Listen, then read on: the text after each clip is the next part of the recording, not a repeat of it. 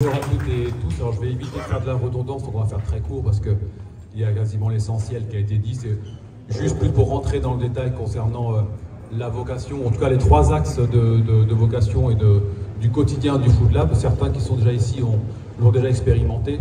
On a effectivement l'axe qui va être de développer un lieu d'événementiel, mais au sens très large du terme. Oui, ça suffit que c'est le micro qui bug. Au sens très large du terme, donc c'est de transformer le lieu en espace d'événementiel. On a commencé tout de suite aussi avec des travaux un peu d'acoustique. Pour ceux qui connaissaient la salle avant, j'espère que vous avez vu la différence. Enfin, nous, on l'a vu au quotidien, par contre, je vous rassure.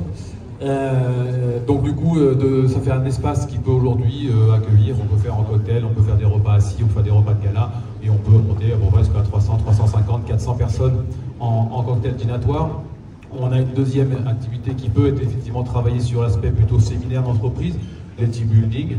On a les salles de réunion, que ce soit ici ou que ce soit également en face. On a l'avantage d'avoir effectivement cette passerelle qui est avec l'école de cuisine que j'ai aussi la chance et l'honneur de diriger avec la boulangerie. Donc en fait tout est fait maison, de la viennoiserie au petit déjeuner jusqu'à la pause de l'après-midi et le déjeuner du midi. Et donc le troisième accès qui est évidemment aussi la mise à disposition et l'optimisation des espaces de production, côté cuisine, côté boulangerie, côté pâtisserie, avec du vrai matériel évidemment de professionnels.